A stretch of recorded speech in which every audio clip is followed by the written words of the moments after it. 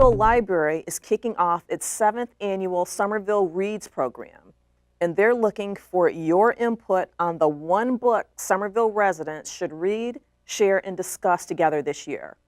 Reference librarians Rhoda Algarton and Marita Coombs introduce us to the 6 candidates for this year's Somerville Reads book.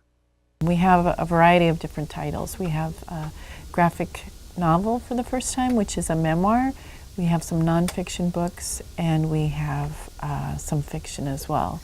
So our first book that we're thinking about is Assassination Vacation by Sarah Vowell. And the synopsis of this is, what do you get when a woman who's obsessed with death and U.S. history goes on vacation? This wacky, weirdly enthralling exploration of the first 3 presidential assassinations. Vowell, a contributing editor or contributor to NPR's This American Life and the voice of teenage superhero Violet Parr in The Incredibles, takes readers on a pilgrimage of sorts to the sites and monuments that pay homage to Lincoln, Garfield, and McKinley, visiting everything from grave sites and simple plaques like the one in Buffalo that marks the place where McKinley was shot, to places like the National Museum of Health and Medicine, where fragments of Lincoln's skull are on display. So the next book that we picked is actually a young adult book. It's called I'll Give You the Sun by Jan D. Nelson, a resplendent novel from the author of The Sky is Everywhere. Fraternal twins and burgeoning artists Jude and Noah are inseparable until puberty hits, and they find themselves competing for boys, a spot at an exclusive art school, and their parents' affections.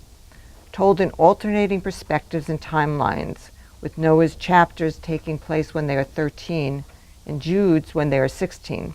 This novel explores how it's the people closest to us who have the power to both rend us utterly and knit us together. The Boys in the Boat, 9 Americans and their epic quest for gold at the 1936 Berlin Olympics by Daniel James Brown. And if Jesse Owens is rightfully the most famous American athlete in the 1936 Berlin Olympics, repudiating Adolf Hitler's notion of white supremacy by winning gold in 4 events, the gold medal winning effort by the 8-man rowing team from the University of Washington remains a remarkable story. It encompasses the convergence of transcendent British boat maker George Pocock, the quiet yet deadly effective UW men's varsity coach Al Ulbrichtson, and an unlikely gaggle of young rowers who would shine as freshmen, then grow up together, a rough and tumble bunch, writes Brown, not very worldly but earnest and used to hard work. Life After Life by Kate Atkinson. In a radical departure from her Jackson Brodie mystery series, Atkinson delivers a widely inventive novel about Ursula Todd, born in 1910 and doomed to die and be reborn over and over again. She drowns, falls off a roof, and is beaten to death by an abusive husband, but is always reborn back into the same loving family, sometimes with the knowledge that allows her to escape past poor decisions, sometimes not.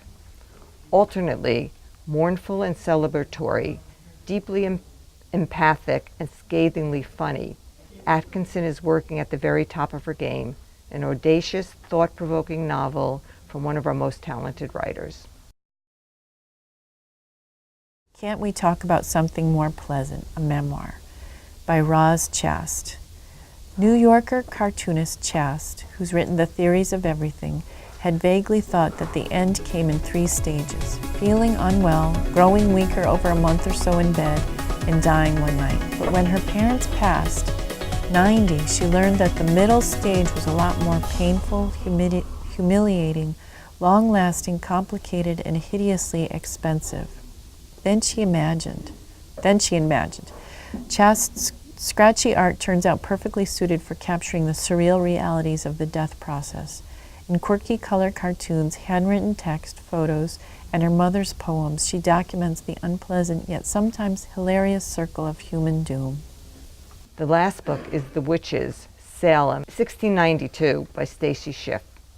In 1692, the Massachusetts Bay Colony executed 5 women, 5 men, and 2 dogs for witchcraft. The ensuing terror cut a wide swathe through the colony affecting residents of all ages and educational backgrounds. Pulitzer Prize-winning historian Schiff chronicles the surrounding events, painting a vivid portrait of a homogeneous, close-knit network of communities rapidly devolving into irrational paranoia. Vote for your choice at somervillepubliclibrary.org or by stopping by the reference desk. Then pick up a book and indulge in the pleasure of summer reading.